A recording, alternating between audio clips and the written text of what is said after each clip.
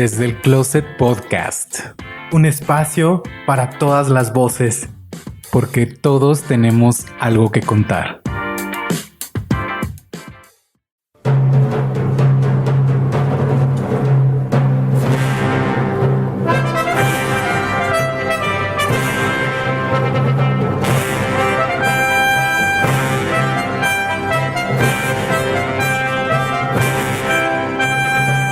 Gracias por estar aquí con nosotros. Hoy estamos muy contentos porque tenemos un invitado muy especial, una persona que en el episodio 1 de esta temporada 3 ya les habíamos comentado, una persona muy especial en mi vida, en una etapa que trabajé en Mix Up aquí en Guadalajara, y bueno, ya iremos platicando un poquito más. Pero incluso como es un invitado tan especial, hicimos una excepción. Nunca un invitado había elegido la pieza para abrir este episodio y con él hicimos esa excepción. Gracias por escucharnos. Yo soy Héctor Sandoval. Hola, yo soy Gerardo Heredia. Me da muchísimo gusto estar nuevamente con ustedes aquí en Desde el Closet Podcast. También estoy muy emocionado de tener al invitado de hoy. Es una persona muy interesante. No te cansas de escucharlo hablar. Tienes siempre algo que contar y que en tu mente resuenan otros mundos que no conocemos a veces, pero él te lleva a conocerlos. Así es, Gerardo. Gamaliel es todo un personaje muy importante, como les digo, en mi vida, y ahorita lo van a ir conociendo un poquito más y se van a dar cuenta de lo que estamos hablando. Seguramente va a tener mucho que sacar de su closet. Pero bueno, antes de comenzar, queremos invitarlos a que nos sigan en nuestras redes sociales. Recuerden que en YouTube estamos como Desde el Closet Podcast, de igual manera en Instagram,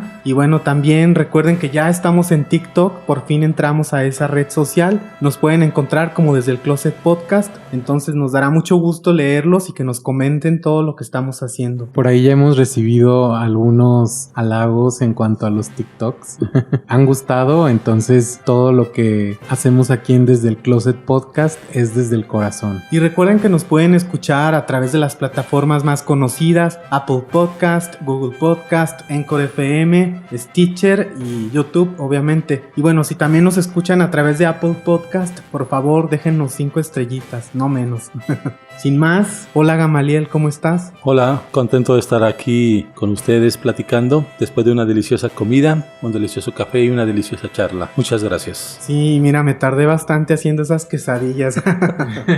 Pero valió la pena esperar. Sí, estamos muy contentos, Gama, que nos acompañes el día de hoy, porque nos vas a abrir tu closet, ¿verdad? Pues no tenía intenciones, pero si ustedes me ayudan, con mucho gusto. Sí, no te preocupes, aquí te vamos guiando para abrirlo lentamente y que sea sin dolor. Válgame Dios, encantado. Sin albur, Gamaliel, todo es de la buena manera. Lo sé, y más bien de ustedes, que los conozco bien y que su perspectiva siempre es positiva, luminosa, espiritual. Muchas gracias. No, gracias a ti, Gama, de verdad. Vienes de muy lejos, qué bueno que te tomaste el tiempo. El traslado fue todo un suplicio, pero bueno, ya estamos aquí platicando. Y bien, Gamaliel, ya para iniciar esta conversación, si tu closet pudiera hablar, ¿qué crees que diría de ti? ¿Cómo te definiría? ¡Wow! ¡Qué pregunta! De esas preguntas que generalmente uno no se hace a sí mismo, pero ya que lo preguntas, yo creo que ese closet diría que soy una persona que ha querido hacer muchas cosas en su vida. Algunas de ellas se han logrado, algunas otras no, pero no nos hemos quedado con las ganas de intentarlo. Si ustedes me permiten, les platicaré de esas aventuras que muchas veces uno desde su habitación, desde su casa, no pensaría animarse a hacerlas, y sin embargo algo sucedió que nos permitió ir más allá de ese sueño, ¿no? El hecho de aterrizarlo. Pero yo creo que sería lo que diría mi closet, que muchas cosas guardadas pudieron salir a luz. Fíjate que me parece muy valioso eso que estás diciendo en este momento, porque precisamente es una de mis máximas en la vida, bueno, de unos años para acá, que es preferible, aunque no tengamos completamente la experiencia o toda la situación que quisiéramos, porque nunca va a existir una situación completamente perfecta, pero yo prefiero quedarme con el hacer, no quedarme con las ganas, porque luego eso genera también cierta frustración ante la vida, y es preferible posible animarte a hacer, por ejemplo, este proyecto nosotros nos animamos a hacerlo, que ya lo hemos dicho muchas veces, lo iniciamos con lo que teníamos, un teléfono, con nuestro poco conocimiento de programas y de toda la situación de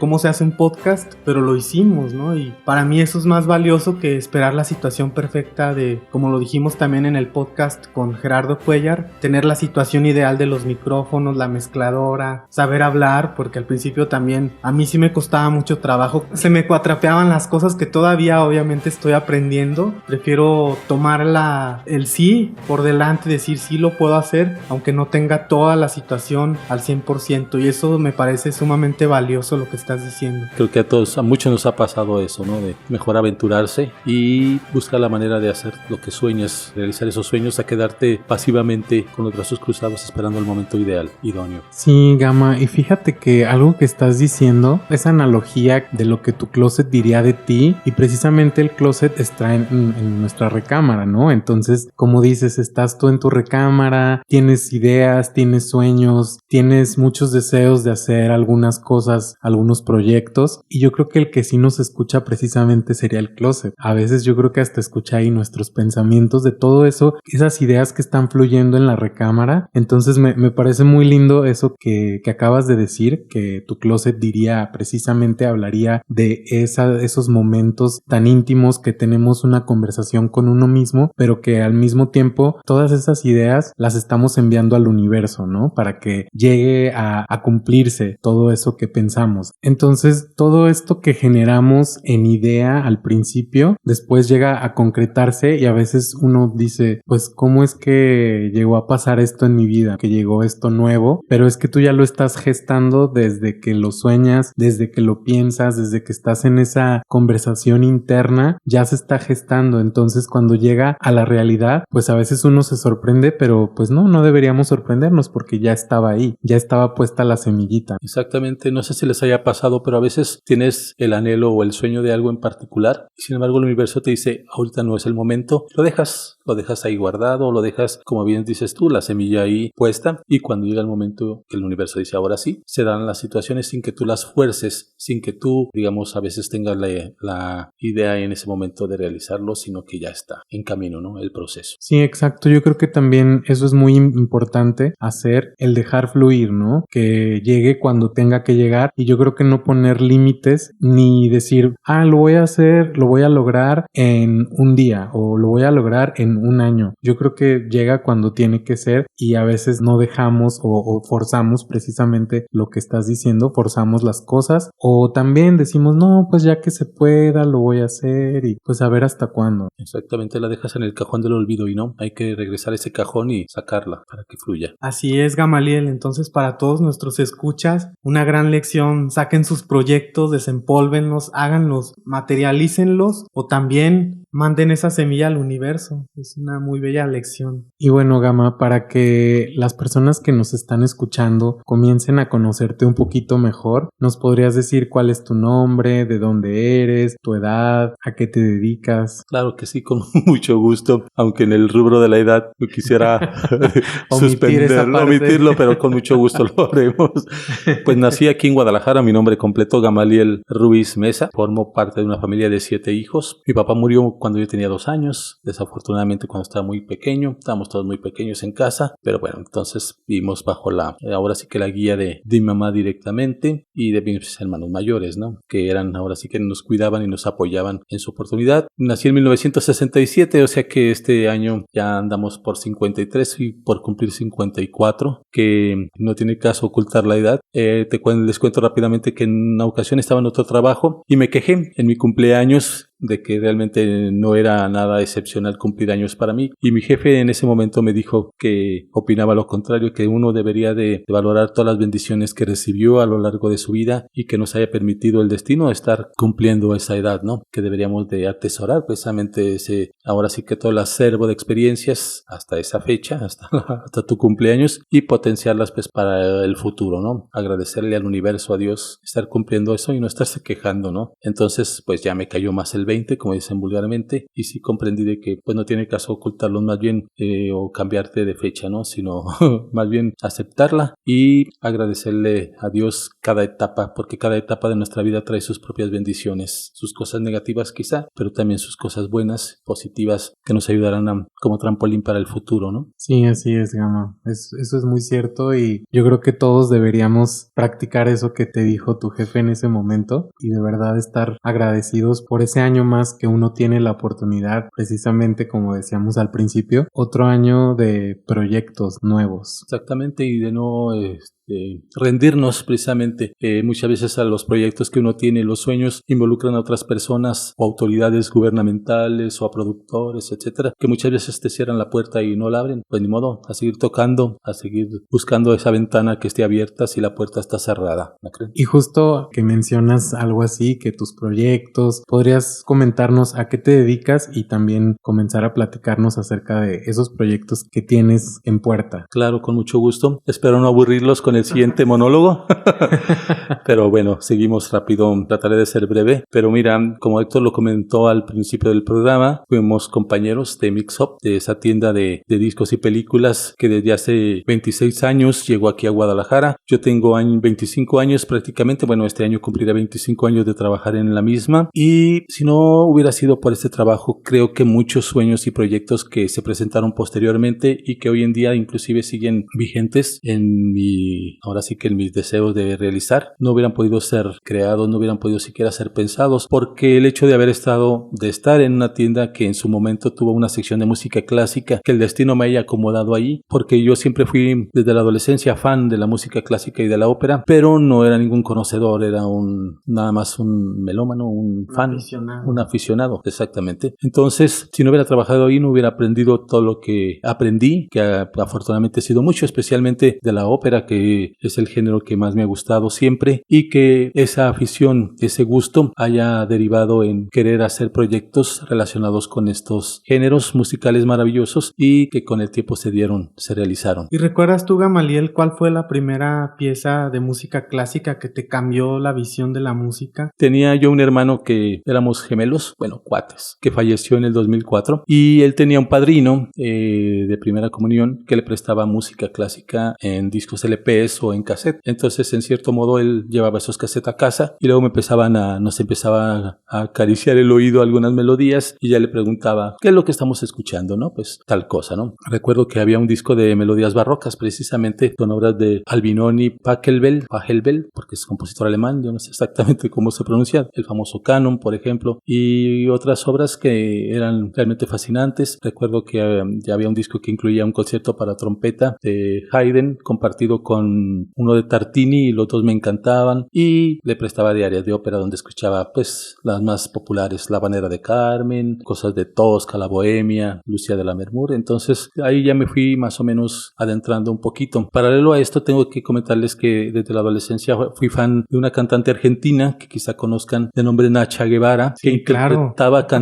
canciones maravillosas, muchas de protesta, pero también muchas de la antología latinoamericana de poetas como pues Pablo Neruda, José Martí, todos ellos, Mario Benedetti, etcétera. Entonces en la secundaria yo me aprendía esos poemas y pasaba a declamarlos al frente y cosas así, ¿no? Entonces me fue gustando también la poesía, esa literatura, y cuando llegué a la ópera pues ya tenía yo algo ya de, digamos, gusto por un poco de música más selecta, digamos, un poco distinto a la música popular, lo cual no es nada malo, pero pues era diferente, ¿no? Entonces esta música fue la primera que escuché de la música clásica, respondiendo a tu amable pregunta. Y pues imagínate, llego a Mix Up, donde estoy rodeado de música clásica en videos, en Laserdisc, en aquel tiempo, cassettes, etcétera. La historia, ¿verdad, Gama? Exactamente, eso pues hace 24 años. Entonces me encuentro rodeado de toda esa música fabulosa que mucha de ella no conocía, y ahí tenía yo frente a mí todas las posibilidades de conocerla, escucharla y disfrutarla desde una perspectiva nueva. ¿Y cómo fue que llegaste a a Mix Up, ¿tú tenías ganas de trabajar ahí o alguien te platicó? ¿Cómo fue esa entrada tuya a trabajar ahí? Y también otra pregunta sería, en cuanto entraste, ¿comenzaste a trabajar en esa parte de música clásica? Sí, mira, en aquel tiempo, antes de entrar a Mixup, trabajaba en un despacho de contabilidad, que no me gustaba, sinceramente, especialmente porque era estar entre cuatro paredes y pues concentrado en cuestiones matemáticas, por llamarle así, y pues no era lo mío. Entonces, un buen día, un fin de semana de descanso, fui a Plaza del Sol y conocí la tienda. Entonces, cuando entré con una amiga, recuerdo, a la sección de música clásica, me sentí ahora sí que maravillado ante todas las opciones que había y ahí nació el deseo de entrar a trabajar. No fue fácil porque llevé mi solicitud y no me llamaron de inmediato. Parece ser que la supervisora en ese momento estaba en búsqueda a lo mejor de alguien que le cayera mejor que yo o que tuviera otro perfil. A pesar de saber que yo ya tenía algo de conocimiento, tuvieron que esperar varios meses hasta que cuando iban a abrir la sucursal de la Gran Plaza no le quedó otra alternativa más que contratar las mejores opciones, aunque no eran las ideales quizá para ella o perfectas, pero es cuando yo entro en un año después de haber sido abierta aquí en Guadalajara, la sucursal de Plaza del Sol. Que de hecho, para los que conocieron o conocen Mix Up, me refiero al formato de hace 10 años o más, la parte de clásico era la joya de la corona, porque no sé si recuerdan, la parte de clásico estaba completamente apartado y entonces ahí quien estaba a cargo podía poner música, a diferencia de los que estábamos en piso de venta regular, ahí pues eran los éxitos del momento y a diferencia de ahí Gama sí podía estar escuchando y eso era padrísimo. Aparte, el encargado de la área de música clásica en aquel momento fue el señor Wenceslao Lizárraga, que había sido músico en la orquesta de la Ópera de Bellas Artes y que fue realmente pues una guía y un buen maestro durante mi estancia en los primeros años. Desafortunadamente él renunció 2 años más o menos después, 2 o 3 años después que yo entré y me quedé en su lugar como jefe del departamento, pero gracias a él sí aprendí mucho y como también me gustaba mucho la ópera, pues eran ahora sí que la jornada de 8 horas del trabajo se convertían en clases de una enseñanza muy interesante, poniendo las óperas, escuchándolas y, ¿por qué no? Pues explicándotelas ya desde la perspectiva más musical. ¿Y consideras que el hecho de que hayas estado apartado por mucho tiempo de los demás de la tienda haya influido para que tú tengas tanto tiempo trabajando ahí en Mix Up? Claro que sí. La tienda, la sucursal Plaza del Sol la cerraron hace 10 años exactamente, un poquito más. Y pues fueron casi 14 años de estar en Plaza del Sol, ¿no? Teníamos nuestra sección separada, como bien señalas, y aparte también hay que agregar que también los clientes, muchos de ellos compartían de sus experiencias o de información adicional sobre la música que buscaban. Y pues nos tocó ahí, me tocó por ejemplo atender a Juan José Arreola, a varios escritores, músicos y fans de la música clásica o de la ópera que me aportaron alguna información adicional o el deseo de escuchar algunas obras desde la recomendación verbal y luego ya pasar a obtener un gusto más definido, digamos, de mis gustos personales. Fueron ya tomando otro camino, pero mucho de ello dependió de las recomendaciones y de la información adicional. Wow, yo creo que fue entonces algo también como del destino, ¿no? Que ya tenía planeado para ti estar en ese momento, en ese lugar, ¿no? Y todas estas experiencias que viviste a lo largo de tu trayectoria en Mix Up y que te permitieron, ¿no? Como bien lo dijiste al principio, ir labrando todos esos proyectos en tu cabeza. Supongo que también la gente que comentas, pues influyó un poquito, ¿no? Como dices, los gustos, las recomendaciones. La sucursal que recuerdo de música clásica y que estaba apartada esa sección era en la en Centro Magno. Yo tengo ese recuerdo más de esa plaza de Centro Magno que tenía como un espacio, pues hasta sí se veía muy diferente porque los colores eran como más como amarillito. La decoración más hacia el sepia, más hacia el dorado. Sí, entonces yo sí recuerdo mucho ese espacio y entrabas y no sentías que estabas en Mix Up, ¿no? Entonces yo creo que como bien dice Héctor era la joya de la corona y bueno, obviamente el público que entraba en esa sección era muy distinto, ¿no? Que los que entrábamos a la sección de los éxitos, como dice Héctor, y yo creo que todo el mundo en algún momento aplicamos esa de te veo afuera del Mix Up.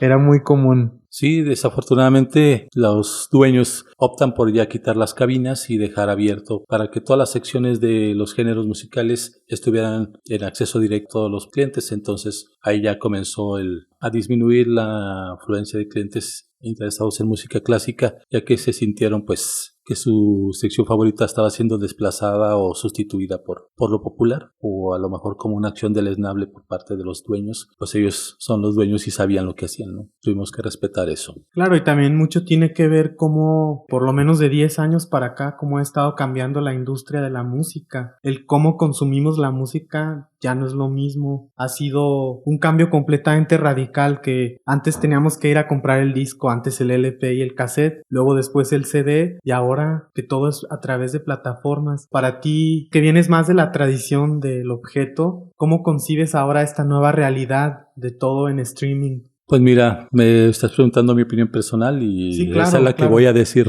no como empleado de Mixup, sino No. como Gamaliel. No, y como melómano y como conocedor de la música. Tú tienes la libertad, Gama. Aquí es tu casa y tú puedes hablar lo que tú gustes. Aquí no nos van a censurar, ¿eh? Gracias por la libertad que comentan. Definitivamente, para mi gusto, estas nuevas plataformas, aunque supuestamente hay todo, pues requieren de que el escucha, digamos que en primer lugar conozca cómo manejarlos, esos nuevos dispositivos, esas nuevas plataformas, y que aparte pues ya no sienta afecto por el afecto de antes por el disco compacto o por el EP como objeto poseedor de magia, como objeto atesorable de esa música tan maravillosa. Me refiero específicamente pues a que tú lo conservas y el día de mañana, cuando tú deseas escuchar el disco de tu preferencia que ya posees, pues nomás lo buscas en tu exhibidor y lo pones y lo escuchas, lo cambias de track de tu gusto. Obviamente también por streaming lo puedes encontrar en la plataforma de tu preferencia, pero me han dicho, lo cual no me consta, que la calidad de sonido no es la misma. Y aparte, acariciar ese disco, apoyar a tu artista comprándole un álbum de esta naturaleza, creo que no tiene su precio. Creo que es un objeto maravilloso, un tesoro poseerlo y tenerlo en casa, a tenerlo en una computadora o en un teléfono. Y hablando de todo esto, Gama, ¿cuál es la estrella de tu colección? ¿Cuál es el álbum que guardas con más cariño y que le tienes un lugar muy especial dentro de tu colección? ¿Puedo elegir más? No, nomás uno.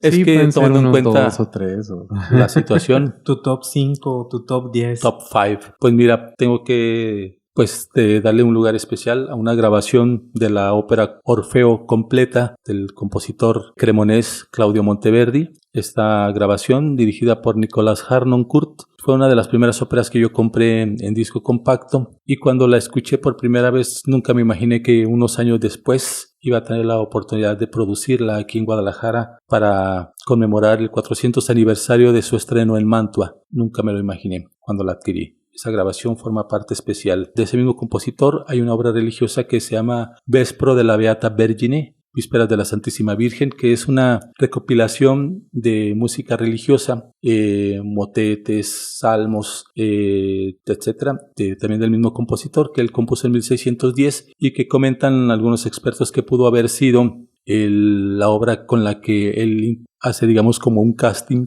para ocupar un lugar especial, ocupar el puesto de maestro de capilla 3 años después en Venecia, en la Catedral de San Marcos, que era elegido por el Papa directamente, ¿no? En la Serenissima, ¿no? En Venecia. Lugar que, por cierto, cuando lo conocí hace 2 años, fue una de las experiencias más sublimes también. Estar en el lugar donde mi compositor adorado Claudio Monteverdi compuso mucha de su música durante casi 30 años, que son los que vivió ahí en la catedral. Y bueno, continúa otro disco favorito, pues Jane Eaglin interpretando arias de Wagner, otro compositor que también ocupa un lugar especial. Que de hecho tuvimos en su momento la oportunidad, gracias a que tú lo trajiste a Guadalajara. Ella vino a cantar, ¿no? Exactamente, en 2009, por invitación y elección de un servidor, precisamente, en una gala Wagner, una gala dedicada estrictamente al maravilloso compositor alemán. ¿Que fue en el Teatro de Gollado? ¿En qué año? 2009. Ah, yo estuve ahí en ese evento. Sí, pues también estuviste en el Orfeo, ¿no? Esa fue en 2007, con la dirección de Horacio Franco, en el de Gollado también, y 2 años la gala Wagner, precisamente.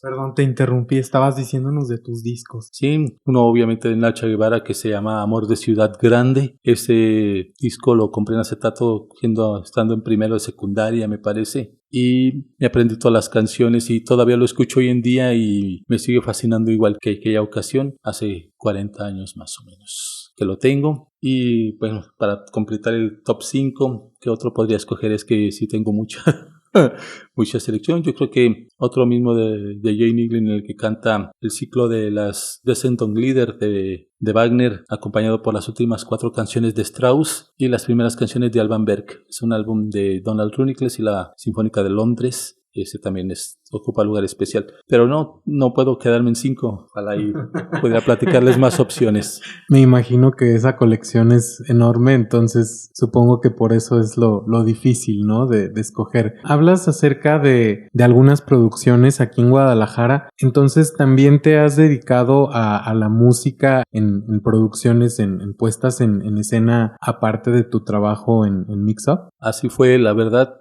como les platicaba, pues Mix Up dio pie a ello, ¿no? Si no hubiera trabajado yo ahí, a lo mejor no hubiera conocido a esos artistas, no hubiera comprado esas grabaciones y no hubieran fomentado en mí el anhelo, ¿no?, de realizarlas. La primera producción fue El Orfeo de Monteverdi, porque resulta que en el 2005 estaba yo planchando mi ropa en mi habitación y saqué el librito, puse la ópera en el estéreo mientras planchaba. Y saqué mi librito del booklet que vienen en los álbum y leyendo los textos iniciales, pues... Que eso no lo puedes ver en Spotify. Exactamente. Te lo pierdes con Spotify, no puedes ver el booklet y todos los textos, estudios e información extra que traían los discos. Que pues suelen ser muy importantes, especialmente en la música clásica, por los detalles históricos que un experto te comparte, ¿no? Entonces, en el booklet citado, señalaban que el estreno de la ópera había sido el 24 de febrero de 1607, y cuando yo estaba leyendo el booklet faltaban 2 años para que fuera en el 2007 el 400 aniversario de su estreno en Mantua. Entonces, me acuerdo que guardé el libro y dije, mira, falta poco, ojalá a alguien se le ocurra montar la ópera aquí en México, por primera vez. Bueno, sí, seguí yo planchando y como si nada. Y continuó mi vida y entonces de todas formas la idea siguió en mi mente, ¿no? Y dije yo, bueno, si las autoridades no la programan, voy a platicarlo con algunos amigos, clientes de Mix Up, a ver qué les parece si vamos a hablar a la Filarmónica de Jalisco para darle la idea y la hagan, ¿no? Y así fue, lo platicamos, pero mis amigos me dijeron, no, pues en vez de que lo hagan ellos, vamos organizando y viendo la posibilidad de nosotros producirla y realizarla. Y ya empezamos a platicar, a hacer más grande el chisme, el argüende, para poder cristalizar ese sueño. Ya comenzamos a ver quiénes podrían dirigirla, quiénes cantarla. Y resulta que uno de esos amigos es amigo de una chica que trabajaba en la Orquesta Filarmónica de Jalisco, en las oficinas, en Relaciones Públicas, Ingrid. Y ella nos dijo, yo les ayudo. Platico con las autoridades de la Filarmónica para ver si pueden prestarles la orquesta, porque seguro será un acontecimiento. Traer a México, o a realizar en México, las funciones conmemorativas por los 4 siglos del estreno de la que se considera la primera ópera de la historia. Hablar de los orígenes de la ópera nos llevaría 1 hora por lo pronto, y pues en otra ocasión platicaremos al respecto. Entonces empezamos ya a trabajar al respecto. Contactamos al director flautista especializado en música antigua y barroca, Horacio Franco, y él gustoso aceptó sumarse al proyecto. Y adicionalmente a la Orquesta Filarmónica se invitaron algunos artistas que tenían los instrumentos originales de la época para poder lograr la imagen sonora de aquellas representaciones antiguas, como fueron pues los cornetos, que es un instrumento pues antecesor a los instrumentos de aliento, algunos instrumentos de cuerda, un órgano de madera que se llama regal, por ejemplo. Entonces le sumamos estos instrumentos a la Orquesta Filarmónica de Jalisco y se logró en general lograr ese efecto, ¿no? Y eso se hicieron las funciones en el Teatro Degollado en 2007 y pues seguimos con la idea de hacer más cosas. Ese mismo año, por sugerencia de una compañera del equipo, se hicieron unas funciones en apoyo al de Cricri, porque también era un aniversario de ese compositor de música infantil mexicano, con la colaboración también de la Filarmónica. Y en el 2009 es cuando logramos aterrizar un concierto dedicado a Richard Wagner, con la soprano británica Jane Niggli, una de las cantantes más importantes en el repertorio de este compositor, que no es nada fácil. recordemos sus obras, ¿no? El Anillo de los Nibelungos, 16 horas de música divididas en 4 partes, Tristan e Isolda, en fin, logramos invitarla y nos hicimos buenos amigos. Ahora vive ella con su esposo en Estados Unidos y eventualmente estamos en contacto. De hecho, hace poco la entrevisté para una página que tengo en Facebook que se llama Ópera Sublime y platicamos con ella para tal página, pues seguimos en contacto. Después, ya si la Lira de Orfeo, que era la asociación que constituimos para hacer estos espectáculos, se tuvo que disolver por la falta de proyectos apoyados por el gobierno. Ahí andamos soñando con espectáculos enormes de millones de pesos y pues ya las autoridades no se mostraron flexibles ni muy interesadas en apoyarnos. Algunos proyectos se quedaron a la mitad en el escritorio, pero ya habíamos logrado saber lo que se siente hacer este tipo de eventos y pues toda la adrenalina y la emoción de dar vida a estas maravillosas obras maestras para deleite del público tapatío, del público mexicano que anteriormente no los había escuchado. Pero ¿qué tal el presupuesto para las telenovelas, no? Ese sí está de lo que quieran y de los millones que sean, ¿no? Y para todos estos eventos de calidad y que no se ven normalmente en nuestro país, desafortunadamente pues no, el presupuesto es a veces el problema, ¿no? Porque ya estamos viendo que la creatividad ahí está, las ganas de hacerlo también ahí están. A veces lo que falta es pues el dinero, ¿no? Exactamente, pero creo yo que es cuestión de voluntad y no hay justificación muchas veces o pretextos de que no hay presupuesto, etcétera. Todo se puede lograr si la gente quiere unir esfuerzos, apoyar de la manera en que puedan. El problema es cuando se muestran indolentes a este tipo de propuestas, quizá por no ser repertorio popular o que puede atraer a un público mayúsculo, ¿no? Creo que por ahí va la razón por la que toman esas decisiones nuestras autoridades. Y aquí estás tocando un punto muy importante, que se tiene una idea casi todo mundo tenemos una idea muy fija sobre la música clásica, como que es inaccesible, como que no es para todos. Ahorita que también comentaste lo de la ópera, para la gente que nos está escuchando, y si lo tuvieras que explicar de manera muy rápida, ¿cómo definirías la ópera para que la gente escuche y se acerque a este género? Pues la definiría como una obra de teatro dramático, una obra teatral dramática, musicalizada y obviamente pues cantada. Y pues hay compositores más fáciles de escuchar que otros en cuanto a sus propuestas, en cuanto a su idea de la orquestación, de las voces, o a veces las mismas historias, ¿no? Entonces, en la antigüedad manejaban muchísimo en las primeras óperas orientadas hacia la mitología griega especialmente. Recordemos que precisamente el génesis de la ópera es la idea de regresar el arte grecolatino, precisamente la mitología griega, etcétera, al teatro griego, a las audiencias en las puertas del barroco precisamente. Todo esto sucede precisamente en el puente entre el Renacimiento y el Barroco. Entonces, posteriormente ya en el Romanticismo, en el periodo del bel canto, ya los temas cambian. Están orientados hacia los romances de las novelas, el apasionamiento. Entonces hay una identificación más fácil con el público de esa época y por lo tanto el nuestro.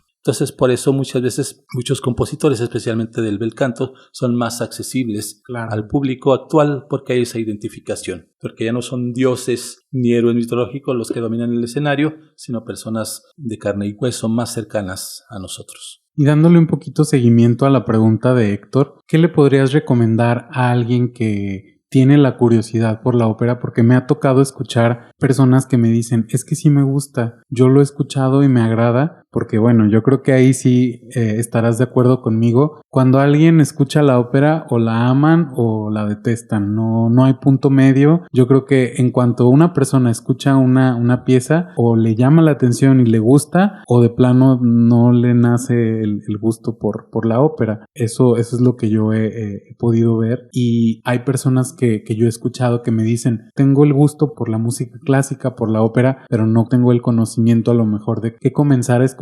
Y justo lo que estabas diciendo, ¿no? ¿Qué sería más fácil o qué les recomendarías, con qué óperas comenzar a hacerse un poquito de este acervo cultural? Pues serían tres. precisamente La Traviata de Verdi, La Bohemia de Puccini y El Elixir de Amor de Donizetti. Las tres son absolutamente románticas. Cada una de ellas hay una heroína distinta. Por ejemplo, pues en Carmen, una gitana con música de tintes españoles, se desarrolla en España precisamente, ¿no? La Traviata, pues con su música maravillosa que nos lleva a imaginarnos pues el París decimonónico y todo esto, ¿no? Los grandes palacios y salones de baile, etcétera, ¿no? Y en el caso del Elixir de Amor, pues es una historia entre cómica y pues más romántica, que tiene final feliz, entonces es también más accesible la historia, con personajes muy interesantes, divertidos. Serían las tres que musicalmente y dramáticamente creo que le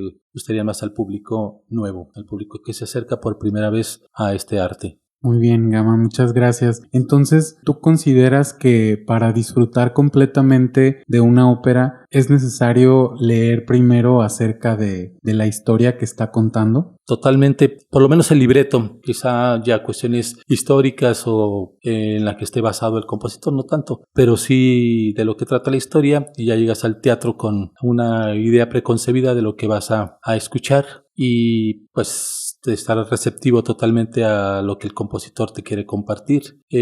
También, asimismo, siempre va a influir la calidad de los cantantes, del elenco que vayas a escuchar, para que esa experiencia sea positiva o negativa, porque muchas veces a todo mundo nos puede pasar de que asistas a una función no muy feliz o no profesional y pues no va a lograr el mismo efecto a que si vas y escuchas a un cantante, un director de escena o una producción que cumpla con la excelencia que esperas y que por lo tanto vas a disfrutar más. Y fíjate, no puedo dejar de pensar, Gama, ¿de qué manera podríamos romper esa imagen elitista que se ha construido alrededor de la música clásica y que de alguna manera también impide que otras personas se acerquen? ¿Cómo romperías esa imagen elitista? Y de la ópera y el ballet, ¿no? También. Ay, buena pregunta. Pues mira, en el caso de cuando hicimos el Orfeo, nunca pensamos de qué manera podríamos convencer al público para que asistiera, porque la ópera ya con su esencia y con su importancia en la historia de la música ya venía ahora sí que acompañada de las razones por las cuales el público se podría acercar. En aquella época, cuando se estrenó el Orfeo, el público no conocía del todo un género que incluyera todas las artes, que tuviera la pintura y la escultura en los decorados, que tuviera la presencia del ballet, que tuviera la música, la literatura y el teatro conjuntado. Entonces fue una experiencia estupenda, ¿no? Es lo mismo que yo creo que podría sucederle a alguien actualmente que no han caído.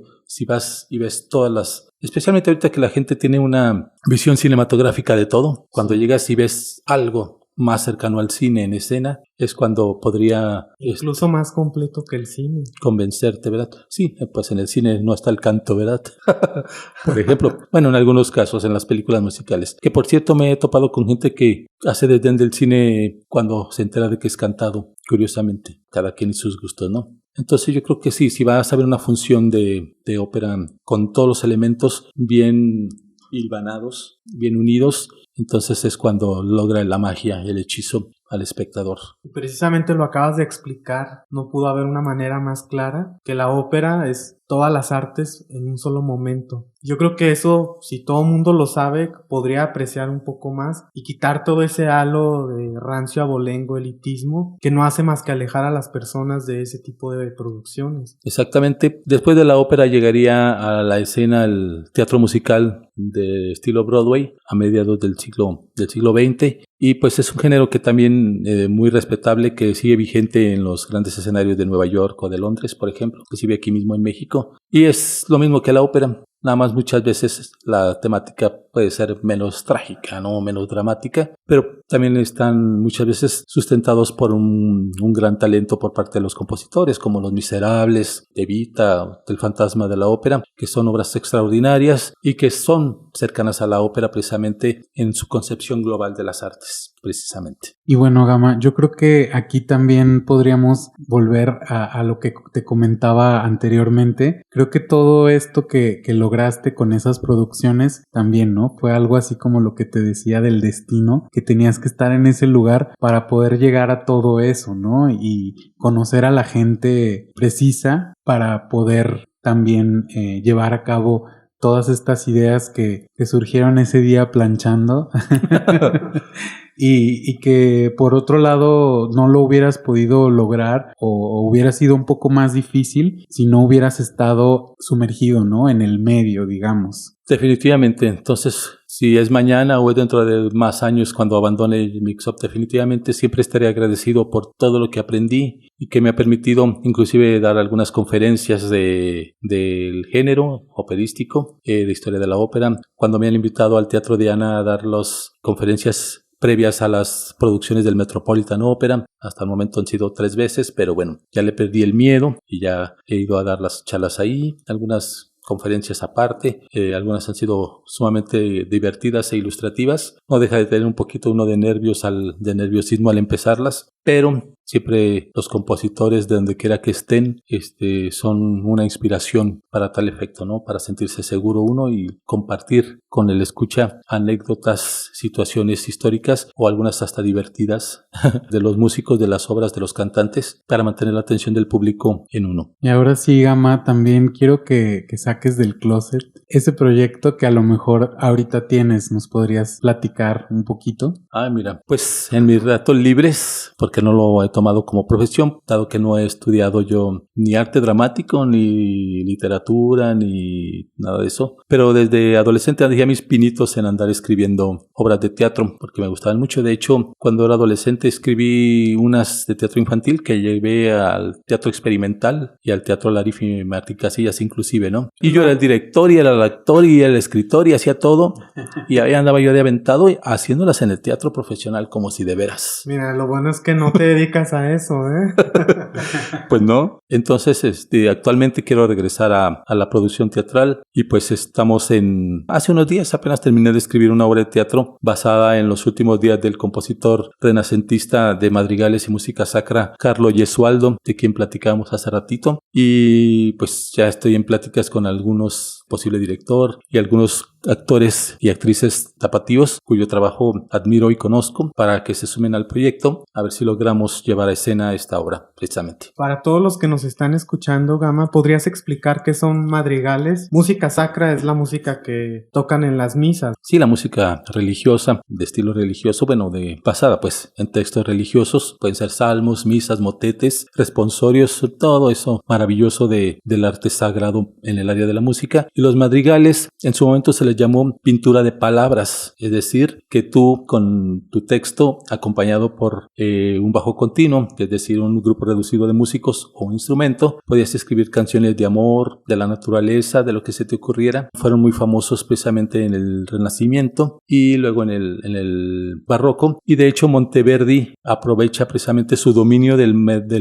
madrigal para llegar a hacer su ópera Orfeo y convertir esos madrigales en arias de ópera o en canciones dentro de la ópera. Todo ese acervo que él tenía ya de madrigales, porque escribió 9 libros de madrigales, al más de casi 300 madrigales a lo largo de su carrera musical, todo eso lo emplea y lo explaya, ahora sí que una de las aportaciones más importantes para la ópera, precisamente el dominio del madrigal. Y en el caso del compositor que comentábamos, de Carlo Gesualdo, también escribió, si mal no recuerdo, 7 libros de madrigales, la mayoría de temática romántica, basado en poemas de Torcuato Tasso, entre otros. ¿Y por qué elegiste a este autor para escribir una obra de teatro? Lo que pasa es que en su momento tendremos que compartir mucho de su biografía, como les platicaba hace rato al terminar la comida, porque se trata de un compositor muy obscuro y con una vida trágica a lo largo de su vida trágica a la par de sus composiciones. Entonces toda esa tragedia está iluminando con tintes oscuros su creación musical, especialmente la música religiosa, la música sacra, y tanto esas situaciones de su vida, aunados a esa música tan maravillosa, nos invitaron e inspiraron a hacer una obra teatral ciertamente con algunos rasgos de su personalidad y de su biografía, pero también no deja de ser una ficción lo que yo escribí. Y que seguramente lo vamos a ver ya hecho realidad, y nos encantaría ya entonces avisarles a las personas que en este momento nos están escuchando que ya podrán disfrutar de esta obra, ya la podrán ir a ver, ¿no? En vivo. Ojalá la logremos aterrizar como se debe hacer en un teatro profesional con director director y actores profesionales. Ojalá mi obra esté a la altura de esta perspectiva escénica y pues se nos dé la posibilidad, ¿no? Será maravilloso. Así es, Gama, nos dará mucho gusto ver tu obra ya puesta en escena. Ahí vamos a estar en primera fila, echándote Ojalá. Porras. Pues será un honor que estén ahí presentes y que ojalá eso suceda quizá a fines de año, porque el tiempo pasa tan rápido, tan veloz. Son obras que hay que preparar, que hay que ensayar y encontrar el momento ideal para su representación. Ojalá y se pueda a fin de año. Y si no, como dicen por ahí, hay más tiempo que vida, buscaremos el momento para ello. Como dijiste al principio, todo se va a ir acomodando poco a poco para que en el momento más justo y preciso salga a la luz esta obra. Estamos seguros que no vas a esperar mucho tiempo. Sí, no quiero dejarla en el cajón. De hecho, pues ya empecé a hacer citas con los actores, con el director, para ver si podemos coproducir esta obra. Ya no quiero dejar proyectos en el cajón. Creo que si creo en ellos, tengo que lograr que de ser un deseo personal se convierta en un anhelo colectivo de artistas para representarlo y darle vida. Fíjense, yo siempre estoy sacando cosas del closet en todos los episodios. Fuertes declaraciones. Yo tengo un recuerdo muy, muy grato de Gamaliel. Seguimos siendo amigos. Hubo un tiempo que nos distanciamos por situaciones de la vida, pero precisamente algo que recuerdo mucho de ti, Gamaliel, cuando trabajamos juntos en Mix Up, es tus ganas de siempre estar haciendo algo sin importar que las circunstancias no sean del todo las adecuadas, y eso es algo que te aprendí y que debo reconocer aquí públicamente en el podcast. Siempre estás incentivando a la gente a hacer cosas, y mira, yo también tan aprendí que saqué este proyecto y otros y nada me ha detenido. Sí, a veces podemos tener miedo, podemos desconfiar de nosotros mismos, pueden no ser las circunstancias más adecuadas, pero me quedo, como te dije al principio, con el hacer y el seguir adelante y el sacar toda la fuerza para que los proyectos poco a poco tomen forma. Exactamente. Yo creo que sí, como de tantas veces lo hemos leído y escuchado, ¿no? Uno decide si se queda sentado en su casa con los brazos cruzados, viendo la televisión y viendo la vida pasar. O llorar o por te lo avientas, que no hiciste, ¿no? También mucha gente lamentándote. se queda frustrada. ¿Por qué no hice esto? Es que debía haberlo hecho en tal momento. Sí, no hay que esperar tanto tiempo. Pero sí, recuerdo mucho eso de Mix Up, nuestra convivencia, lo que aprendí de música clásica. Recuerdo mucho la ópera Dido y Eneas, que me la prestaste. Ajá. Sí, fue una experiencia. Gracias a Gamaliel yo tuve mi acercamiento. Aparte que me gusta tu estilo, muestras una apertura y muestras también con cariño a la gente. O sea, dices las cosas de una manera muy abierta y muy empática. Estoy seguro que muchos de los que nos están escuchando van a correr a escuchar las obras que nos recomendaste. Pues sería maravilloso, aunque hay tantos que compartir. Y pues ser receptivo a ella, ¿no? No cerrarte a los géneros, a la música, a las representaciones, a los estilos, a los cantantes. Puede uno decir, ya escuché fulanito y no me gustó, es válido completamente, voy y me oriento para otro lado. Claro, como en todo, ¿no? Como en todo, sí. Es válido decir, no me gusta tal escritor o no me gusta tal pintor, exacto. O sea, no te tiene que gustar todo, ¿no? Exactamente, pero no negar, no decir que no te gusta si ni siquiera lo has visto, ni siquiera lo has escuchado, ni siquiera lo conoces y ya empiezas con que, ay no, para poder opinar, ¿no? Y para estar uno convencido también. Sí, yo creo que en cualquier cosa que uno hace en la vida, hasta el simple hecho de la comida, ¿no? Yo soy muy abierto a probar sabores nuevos y que a lo mejor sí son desconocidos y a veces da un poquito de miedo, ¿no? Lo desconocido, pero dices, bueno, pues ya lo voy a probar y si no me agrada, pues por lo menos ya voy a saber que no me agrada, ¿no? ¿Qué tal si descubres que te agrada y pues bueno, se convierte en algo que puede ser parte de tu vida, ¿no? Exactamente, ya no sé si todavía puedo agregar algunas cosas. Entre las óperas más favoritas, de mis favoritas, quiero pues recomendarles Rusalka de Dvořák. Tengo una maravillosa grabación que quiero recomendarles con René Fleming en el papel de la ninfa del agua, precisamente dirigida por Charles Mackerras. Y Ben Hebner es el príncipe, por cierto. Verdaderamente extraordinaria esa grabación. Es una grabación de estudio, por ejemplo. Me gusta mucho la ópera Tristán e Isolda de Wagner. Una música fabulosa, una ópera larga, pero absolutamente fascinante, ¿no? Adoro mucho a Claudio Monteverdi y por eso sus óperas me encantan. Curiosamente, de sus óperas la que más me gusta es la última, la que escribió en 1642, estrenó en el 43, La coronación de Popea, que es la primera ópera de la historia basada en hechos históricos reales, basada basado precisamente en el emperador Nerón y la emperatriz Popea. Antes de eso, la mayoría de las óperas estaban basadas en mitología griega y entonces por eso no eran cuestiones reales, históricas, hasta que Monteverdi, basado en el poema y el texto de Bustanello, crean esta obra maestra. Como les comento, 1642 se escribe, se estrena el 43, el año en que muere precisamente el divino Claudio. Y justo con lo que acabas de mencionar y todas estas recomendaciones que tienes de obras maravillosas, me gustaría cerrar esta conversación contigo, Gama, haciéndote una pregunta. Si tuvieras la oportunidad de viajar en el tiempo y ser invitado a la presentación de alguna ópera, ¿cuál sería? Con el autor presente y todo, la primera puesta en escena. Pues mira, la verdad, pues ya saben ustedes cuál es la respuesta, ¿no? Tendría que retroceder en el tiempo al Palacio Ducal de Mantua, al Salón de los Espejos, la noche de 1607, durante el Carnaval, en febrero, cuando precisamente estrenó esta obra maestra, el Orfeo, maestro Claudio Monteverdi, el divino Claudio, como le llamaban sus compañeros, otros músicos, porque en 1597 Jacopo Peri aporta lo que creían era la primera ópera de la historia, una ópera que se llama Dafne, que desafortunadamente la música está perdida, solamente se conserva el texto. Y en 1600 él y Giulio Caccini aportan la ópera basada en el mismo texto que el Orfeo, en la misma mitología, que se llamó Eurídice o Eurídice, pero a la hora que las comparas con la creación de Monteverdi 7 años posteriormente, palidecen totalmente. Es como si cualquiera de nosotros asistiera a una pastelería y le dan a probar un pastel mal hecho o un pastel que no logró terminar de cocerse ni de adornarse, y luego te ofrecen uno perfectamente bien hecho, como debe de ser. ¿Cuál de los dos es el primer pastel? Pues el que está bien hecho, ¿no creen? Entonces, por lo tanto, en mi opinión, las óperas previas a este Orfeo que platicamos, pues son intentos y aportaciones interesantes, pero no tenían todavía todos los elementos que Monteverdi logra cocinar a fuego lento y realizar tan maravillosa creación en Mantua precisamente. Entonces seguro ahí estaría yo feliz en ese pequeño palacio ducal, en esa pequeña sala, presenciando lo que vendría a ser el origen de este género maravilloso que se sigue manteniendo vivo. Wow, estaría súper padre estar ahí, ¿no? En ese momento tan especial que para ti es una inspiración, ¿no? Entonces, yo dije que iba a cerrar con esa pregunta, pero bueno, me llevó a hacerte otra. Entonces, ¿tú hablas italiano? No, realmente no. Sí sé algunas frases y palabras, y de hecho me sé muchos pasajes operísticos, pero difieren mucho del actual lenguaje italiano, porque recordemos que las óperas la mayoría están escritas ya en lenguaje histórico y ya no se habla así hoy en día, ¿no? Alguna vez tomé algún curso, pero muy mal estuvo que no haya continuado con esas clases.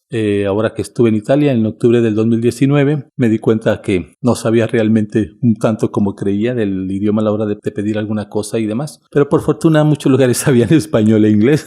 Entonces fue más fácil comunicarnos con estos idiomas. Sí, porque bueno, de repente te escucho, ¿no? Mencionar los nombres y todo y lo pronuncias con un acento, ¿no? Así como tal cual es, ¿no? En italiano. Por eso te hacía esa pregunta. Pero pues sí, tienes razón ahí. Es muy diferente a como lo podemos escuchar en esas obras a cómo se habla hoy en día. Y entonces, bueno, esto de lo que hablamos del italiano, por eso fue que lo que estás comentando, que fue una de las primeras óperas, o pues la primera, considerada la primera, yo creo que también esa fue la razón por la que pues se espantaron cuando empezaron las óperas en alemán, que se les hacía así como que era algo muy extraño, porque entonces las óperas al principio eran en italiano. Totalmente, la historia de la ópera la cuna de la ópera es precisamente en Italia. Todo sucede en Florencia. Resulta que un grupo de intelectuales estaban reunidos, así como nosotros, platicando de lo que sería precisamente el teatro griego, como era originalmente en la antigüedad, y ellos señalaban que era un teatro cantado precisamente, donde el coro era testigo, donde el coro opinaba y había solistas y estaban los decorados y estaba todo esto, ¿no? Entonces, en esas conversaciones, como en ese grupo de intelectuales estaban los músicos que cité, Jacopo Peri y Giulio Caccini, allá en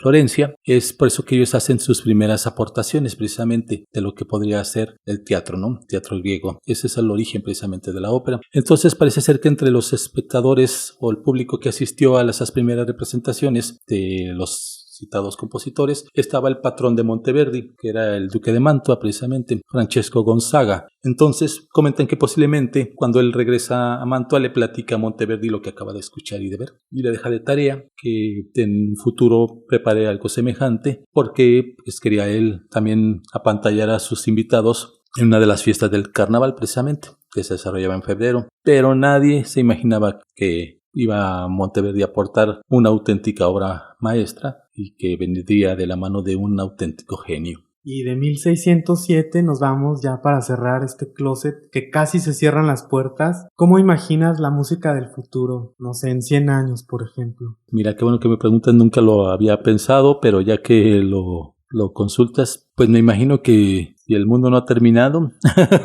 no se ha acabado el mundo, seguro el ser humano de los tiempos futuros, obviamente va a poder tener acceso a todo lo que hemos conservado y escuchado hasta el momento, incluyendo las obras antiquísimas. Entonces yo creo que va a seguir escuchando lo mismo, nada más en algún otro tipo de propuesta, en algún tipo de cuestión tecnológica novedosa que quizá no conozcamos, pero la música no creo que vaya a cambiar, al menos la que escuchamos actualmente, con sus interpretaciones en esa búsqueda de fidelidad de historicista, de fidelidad interpretativa, respetando precisamente los cánones de su momento. Yo creo. Y bien, Gama, ya casi para cerrar esta conversación que no nos gustaría, estamos muy encantados con todo lo que nos estás compartiendo. Estamos seguros que también quienes nos están escuchando, te queremos invitar a que saques una carta del Tarot Rider para ver qué te comunica y cómo se van a dar tus proyectos seguramente. Estoy impactado. ¿Por qué? Cuéntanos. Es la carta número 11, la justicia. Fíjate, Gama, que hace un par de meses leí algo de esta carta que me encantó, porque esta carta habla de cómo nos afirmamos en el mundo, cómo hacemos las cosas que nos gustan en la vida para estar contentos e integrarnos con la vida. Entonces esta carta dice que todo lo que tú haces es precisamente afirmarte en la vida y ser tú mismo. Sí, de hecho es un arcano mayor en el tarot. Los arcanos mayores son los que tienen un mensaje todavía más contundente, y el que tú hayas sacado esta carta, que habla también acerca de la justicia, pero obviamente en un plano superior, ¿no? No la justicia del hombre, sino la justicia que viene de más arriba, que justo hablábamos del universo, ¿no? Y de todo lo que hacemos para que se nos den nuestros proyectos. Entonces la justicia habla también de eso, ¿no? De cómo se juzga uno a uno mismo, y entonces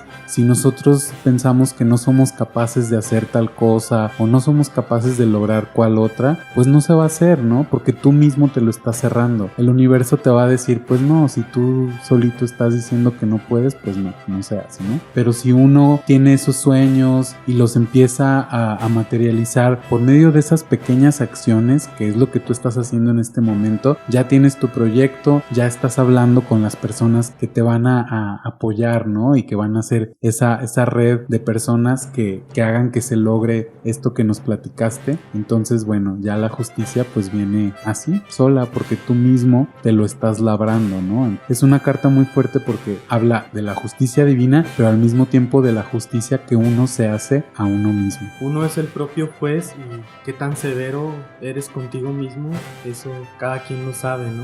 Así es. Y si uno no cree en sí mismo, ¿qué tiene que hacer para que los demás también quieran hacer, ¿no? Yo insisto con eso de estar en casa con los brazos cruzados. Difícilmente te llegarán a tocar a la puerta y te van a decir, oye, ¿quieres ir a Italia? Oye, ¿quieres hacer una ópera? Oye, ¿quieres hacer una obra de teatro? Oye, ¿quieres esto? Difícilmente. Más bien van a llegar a los del gas, los del agua, los de la basura. Oye.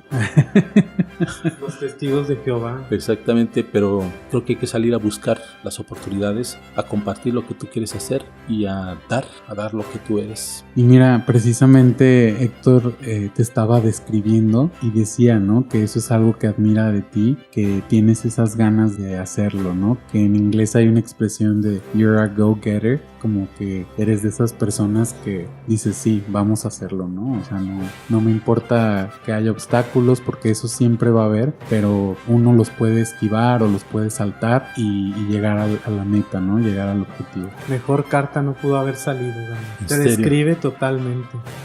Pues muchísimas gracias por compartirme la oportunidad de elegir una carta y pues quiero agradecer profundamente esta invitación porque también me tocó hablar y decir muchas cosas que tenía olvidadas o que nunca había compartido. Entonces, gracias por la oportunidad. Muchas gracias a ti, Gama, por abrirnos tu closet. Al principio dijiste, ustedes me van a ayudar, pero pues mira, tú solito sacaste todos esos trapitos del closet. Y pues el closet, la postdata, estoy soltero.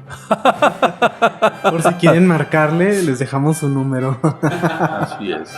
Y bien, Gama, ¿cuál es la canción número 1 en este momento en la banda sonora de tu vida? Una canción que ha estado presente en español de Julio Iglesias que se llama La vida sigue igual, como representativa de este momento de mi vida. Sin embargo, no creo yo que la vida siga igual. Yo creo que cada día la cambiamos, cada día es diferente. Quizá permanezcamos con la misma esencia, con la misma cotidianeidad de nuestra vida, pero cada día tenemos la opción de cambiarla y debemos hacerlo. Debemos darle otro color. La vida no sigue igual. Claro, aparte me encanta que hayas elegido una canción que nada que ver con la ópera. Me sorprendiste. Sí, ha estado dándome vueltas por alguna extraña razón, quizá por lo que dice el texto, en el que pues tendremos que continuar lo que dejaron pendientes otros y tenemos que dar la posibilidad de que otros continúen lo que uno también pudiera dejar pendiente. Wow, qué manera tan linda de terminar esta conversación, Gama, con ese mensaje, que yo creo que eso es algo que tenemos que tomar en cuenta todos los días, ¿no? Que como dices, la vida no sigue igual y también está en uno, ¿no? Que la vida no siga igual. Totalmente. Y bueno, pues no nos queda más que agradecerte, Gama, por haberte tomado el tiempo de venir, de estar aquí grabando con nosotros y de haber aceptado esta invitación. Fue un placer charlar contigo. Para mí fue mayor todavía placer. Muchas gracias. Muchas gracias, Gamaliel, por la amistad, por los años de amistad, por todo el conocimiento que me has dado y por permanecer también a pesar de todas esas cosas que en un momento nos separaron. La amistad perduró y aquí estamos y me encanta tenerte aquí en este proyecto donde ya vimos, compartiste muchas cosas y estamos seguros que podrías haber compartido más, pero bueno, el tiempo no nos permite. Muchas gracias y ojalá que pronto nos reencontremos por aquí. Será un placer. Muchas gracias a ustedes. Y bueno, no olviden que todos hacemos desde el Closet Podcast un espacio para todas las voces. Hasta pronto. Hasta pronto. Adiós.